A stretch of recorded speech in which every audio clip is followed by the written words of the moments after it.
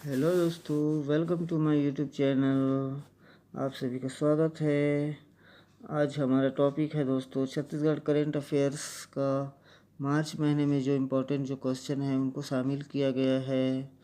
और आज का हमारा जो वीडियो है ये इम्पोर्टेंट होने वाला है CGPSC और CG व्यापक के जितने भी एग्ज़ाम हैं उनके लिए बहुत ही महत्वपूर्ण है दोस्तों। इसमें आपको बहुत ही इम्पोर्टेंट क्वेश्चन को शामिल किया गया है। तो चलिए दोस्तों, वीडियो को देरी ना करते हुए हम आगे बढ़ते हैं।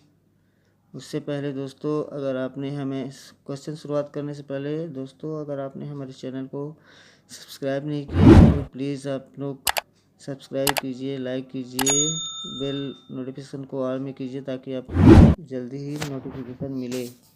ठीक है दोस्तों, तो आज का क्वेश्चन हम शुरू करते हैं दोस्तों। पहला क्वेश्चन है, छत्तीसगढ़ के किस जिले में सिक्के और बौद्ध स्तूप प्राप्त हुए हैं? तो ऑप्शन देख लेते हैं दोस्तों। रायपुर, महासमुंद, रायगढ़, बिलासपुर। दोस्तों इसका सही आंसर आएगा ये है रायपुर। ठीक है दोस्तों, इसके बारे में और डिटेल देख लेते हैं आगे। आरंग रीवा में मिले सिक्के और बौद्ध स्तूप। तो जिले ये जो रायपुर के जो आरंग है दोस्तों, रायपुर आरंग, वहाँ पर एक गांव है रीवा गांव, वहाँ से प्राप्त हुआ है। कालक्रम है 1ली से 3री शताब्दी। साक्ष्य है कुषाण कालीन 300 सिक्के और 21 फीट की गहराई में मिला बौद्ध स्तूप। तो जो सिक्के मिले 300 सिक्के मिले हैं और 21 फीट की गहराई में एक बौद्ध स्तूप मिला हुआ है। ठीक है दोस्तों, उत्खननकर्ता जो है ये PC पारा के संचालक है, पुरुषोत्तम साहू उप संचालक। ठीक है दोस्तों, अन्य और साक्ष्य क्या क्या मिला है उनको भी देख लीजिए। शिव मग, विजय मग, यम मग जैसे सामान प्राप्त हुए हैं। इस पर एक और हाथी बना हुआ है और दूसरी ओर ब्राह्मणी लिखा हुआ है। हड़प्पाकालीन मिट्टी के पत्थर भी मिले हैं। विशेष, पाकिस्तान और अफगानिस्तान के पहाड़ों में रहने वाले कलश जाति से जुड़ी सील भी मिली है। कलश जाति इम्पोर्टेंट है दोस्तों, इसमें ब्राह्मणी भाषा में कलश लिखा हुआ है।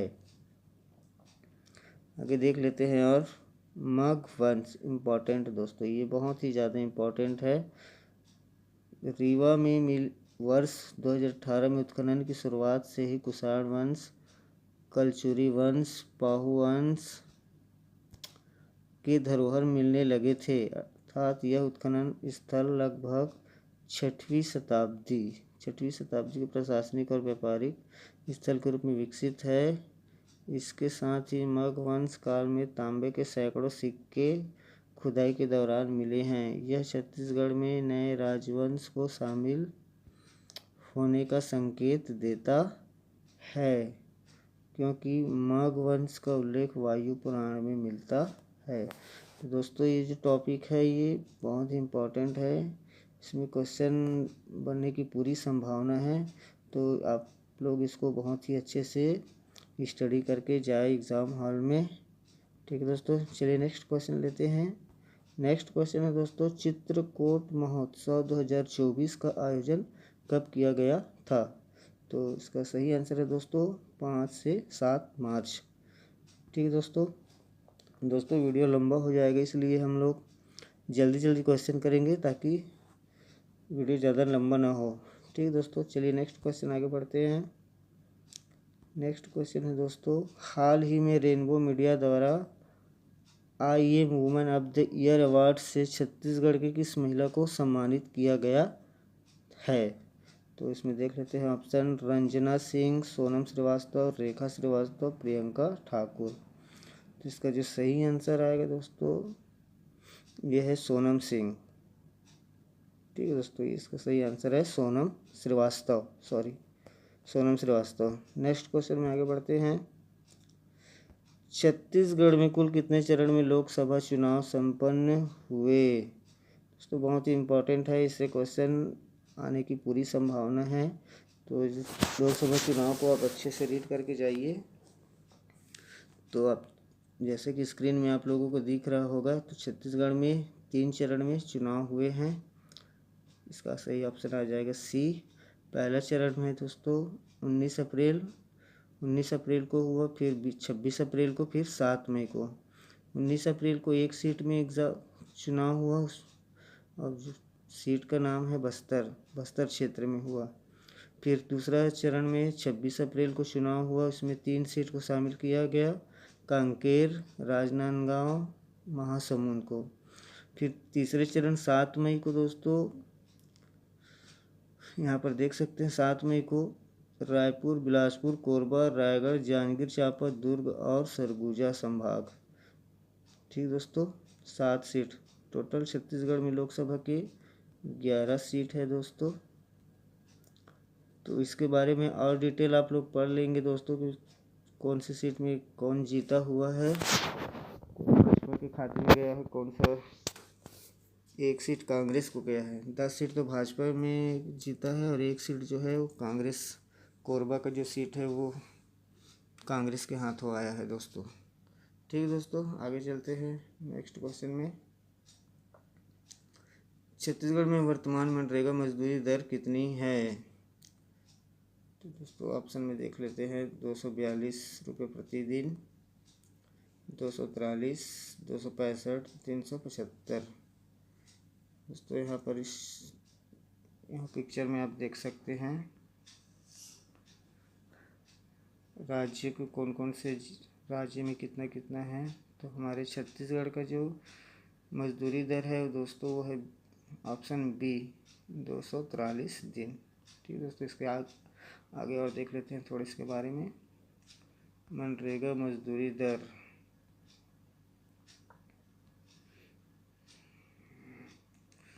मनरेगा मजदूरी दर 2024-25 लागू 1 अप्रैल 2004।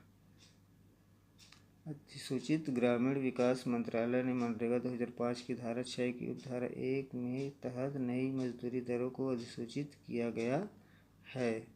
औसत मनरेगा मजदूरी 289।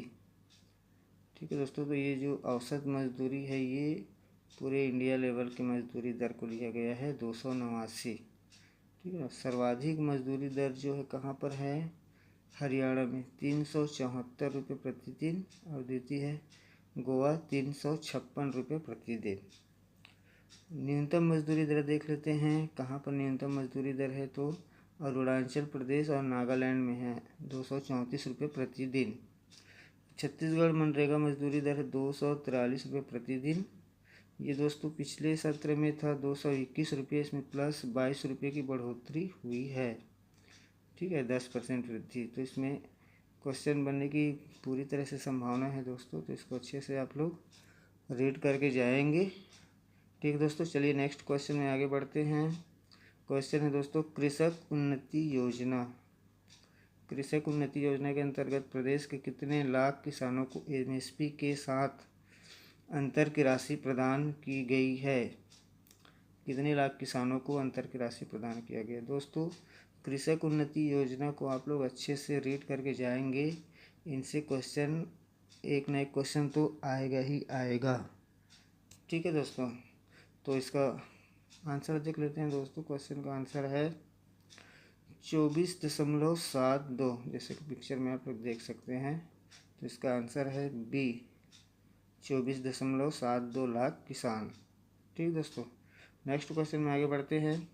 सरगुजा जिले के किस स्थान का नाम परिवर्तन कर गणपति धाम किया गया है? तो ऑप्शन देख लेते हैं। A water park, B Sanjay park, C oxygen park, D टिनटिन पत्थर। तो जो इसका सही आंसर है दोस्तों ये होगा सी ऑक्सीजन पार्क। ठीक दोस्तों, नेक्स्ट क्वेश्चन में आगे बढ़ते हैं। हाल ही में संपन्न छत्तीसगढ़ राज्य खेल अलंकरण 2024 में वर्ष 2019-20 के लिए शहीद राजीव पांडे पुरस्कार किसे प्रदान नहीं किया गया है? तो इस ऑप्शन देख लेते हैं दोस्तों। जगदीश विश्वकर्मा, वैदिका कौशिक, किशन महानंद, सौरभ यादव। तो इसका जो सही आंसर है दोस्तों ये है सौरभ यादव। इसको शहीद राजीव पांडे पुरस्कार प्रदान नहीं किया गया है। मतलब बाकी की जो 3 हैं, जगदीश विश्वकर्मा, वेदिका कौशिक, किशन महानंद, इन तीनों को शहीद राजीव पांडे पुरस्कार प्रदान किया गया है। ठीक दोस्तों, आगे चलते हैं। दोस्तों इसके बारे में थोड़ा सा डिटेल है, इसको देख लेंगे। आयोजन कब हुआ था? 14 मार्च 2024 को रायपुर में। कहाँ हुआ था? दीनदयाल उपाध्याय सभागार, ऑडिटोरियम दीनदयाल में। ठीक है दोस्तों, अध्यक्ष इस कार्यक्रम की अध्यक्षता कर रहे थे डॉक्टर रमन सिंह, जो कि विधानसभा के वर्तमान अध्यक्ष हैं। उद्देश्य क्या है दोस्तों? इसको कार्यक्रम को करने का उद्देश्य राज्य के एथलीटों की उपलब्धियों का सम्मान और पहचान करना और राज्य में खेल संस्कृति को प्रोत्साहन करना। नेक्स्ट आगे देखिए दोस्तों, विशेष 5 साल के अंतराल के बाद आयोजन। जो कार्यक्रम है दोस्तों ये 5 साल के बाद हुआ है। ठीक है दोस्तों, आगे नेक्स्ट देखते हैं। पुरस्कृत 2019-20 और 2020-21 में उनकी उपलब्धियों के लिए राज्य के कुल 133 एथलीटों को सम्मानित किया गया है। ठीक है दोस्तों, इससे भी क्वेश्चन बनने की पूरी संभावना है, तो इनके बारे में भी आप लोग अच्छे से डिटेल से पढ़ के जाएंगे। चलिए नेक्स्ट क्वेश्चन में आगे बढ़ते हैं दोस्तों। क्वेश्चन है, छत्तीसगढ़ के किस जिले में जंगल यात्रा 2024 का आयोजन किया गया था? ऑप्शन देख लेते हैं। कांकेर, बस्तर, कोंडागांव, दंतेवाड़ा। ठीक है दोस्तों, तो इसका जो सही आंसर है दोस्तों ये है कोंडागांव। ठीक है दोस्तों, नेक्स्ट क्वेश्चन में आगे बढ़ते हैं। छत्तीसगढ़ सरकार की महत्वाकांक्षी योजना महतारी वंदन योजना की पहली किस्त कब प्रदान की थी? जैसे कि आप लोग को पिक्चर में दिख रहा है, 10 मार्च को महतारी वंदन पहली किस्त दिया गया है ना दोस्तों। तो ये इसका आंसर आ जाएगा बी, 10 मार्च। दोस्तों छत्तीसगढ़ महतारी योजना के जो टॉपिक है ये बहुत ही इम्पोर्टेंट है, इनसे क्वेश्चन तो बनेगा ही बनेगा। आप लोग भी इसके बारे में अच्छे से पूरी डिटेल पढ़ के जाए। ठीक है दोस्तों, जो पहला किस्त जो था पहले दोस्तों 8 मार्च जो महिला दिवस, अंतर्राष्ट्रीय महिला दिवस के दिन घोषित था, मगर किन्हीं कारणवशों से इनको टाल कर फिर 10 मार्च को माननीय श्री प्रधानमंत्री के द्वारा इसका शुभारंभ किया गया। ठीक दोस्तों, नेक्स्ट क्वेश्चन में चलते हैं। हाल ही में छत्तीसगढ़ के किस जिले में स्मार्ट रीडिंग जोन सह लाइब्रेरी तक्षशिला का लोकार्पण किया गया है? आप देख सकते हैं दोस्तों, तक्षशिला कहाँ पर है? तो इसका ऑप्शन देख लेते हैं। बिलासपुर, रायपुर, रायगढ़, राजनांदगांव। तो इसका सही आंसर है दोस्तों रायपुर आएगा सही आंसर। चलिए अब नेक्स्ट क्वेश्चन में आगे बढ़ते हैं। क्वेश्चन है दोस्तों फिर से कृषक उन्नति योजना के ऊपर है। कृषक उन्नति योजना के तहत किसानों को धान खरीदी के अंतर की कितनी राशि प्रति क्विंटल प्रदान की गई है? तो ऑप्शन देख लेते हैं दोस्तों। ए 913, 916, 917, 918। तो इसका सही आंसर है दोस्तों सी 917। ठीक दोस्तों, कृषक उन्नति योजना बहुत ही इम्पोर्टेंट है दोस्तों, इसको बिल्कुल भी इस टॉपिक को छोड़ना नहीं है, इसको पढ़ना ही है। ठीक दोस्तों, नेक्स्ट क्वेश्चन में आगे बढ़ते हैं। छत्तीसगढ़ के कितने शहरों में पीएम ई बस योजना के तहत बस चलाया जाएगा? अभी चालू नहीं हुआ है दोस्तों, मगर ये भविष्य का योजना है। ठीक है, तो इसका जो देख लीजिए, ऑप्शन देखते हैं। A3, B2, C1, D4। तो इसका जो सही आंसर है दोस्तों ये है डी, 4 शहरों में। छत्तीसगढ़ के 4 शहरों में पीएम ई बस योजना के तहत बस चलाया जाएगा।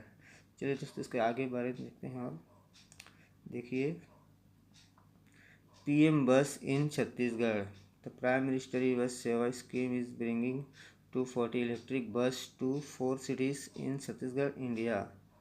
फर्स्ट सिटी है दोस्तों रायपुर, 100 मीडियम बस ई बसें। रायपुर में 100 मीडियम ई बसेस चलाएंगे। भिलाई में 50 मीडियम ई बसेस हैं। बिलासपुर 50 ई बस including 30 medium and 20 mini bus. फिर है कोरबा में है दोस्तों 40 ई बस including 20 medium and 20 mini bus. ठीक है दोस्तों, तो सबसे ज़्यादा जो है बसें वो है रायपुर शहर को प्राप्त है 100 मीडियम ई बस। ठीक है दोस्तों, तो ये 4 शहर है जहाँ ई बस सेवा चालू होने वाला है, रायपुर, भिलाई दुर्ग, बिलासपुर, कोरबा। चलिए दोस्तों नेक्स्ट क्वेश्चन में आगे बढ़ते हैं। नेक्स्ट क्वेश्चन है दोस्तों, अखिल भारतीय तेंदुआ रिपोर्ट 2022 के अनुसार छत्तीसगढ़ में कितने तेंदुआ है? ठीक है दोस्तों, ऑप्शन देख लेते हैं। 720, 721, 722, 723। तो इसका जो सही आंसर है दोस्तों सी 722। ठीक है दोस्तों, इसके आगे देखते हैं इसके बारे में और थोड़ा सा जानकारी। अखिल भारतीय तेंदुआ रिपोर्ट 2022, तो इसका रिपोर्ट जारी हुआ है दोस्तों 29 फरवरी 2024 को पर्यावरण मंत्रालय के द्वारा। इसका रिपोर्ट तैयार कौन किया था दोस्तों? इसका रिपोर्ट तैयार किया गया था राष्ट्रीय बाघ संरक्षण प्राधिकरण और भारतीय वन्य जीव संस्थान द्वारा। तेंदुओं की संख्या जो गिनती हुई है उसमें है दोस्तों 13,874 तेंदुआ, 8% की वृद्धि हुई है पूरे इंडिया लेवल पे। 2018 में इनकी जो संख्या थी दोस्तों 12,852 थी। छत्तीसगढ़ में तेंदुओं की संख्या देखिए, इसके बारे में थोड़ा। छत्तीसगढ़ में तेंदुओं की संख्या है दोस्तों 722। वर्ष 2018 में तेंदुओं की संख्या 852 थी, तो इसमें कमी दर्ज हुआ है। ठीक है दोस्तों, तेंदुओं की संख्या में कमी 130। टाइगर रिजर्व में तेंदुओं की संख्या 107। अचानक मार अभयारण्य में 76। उदंती सीता नदी में 28। इंद्रावती में 3। दोस्तों बहुत ही इंपॉर्टेंट है, इससे क्वेश्चन बनने की पूरी संभावना है, तो आप इनको मिस ना करें।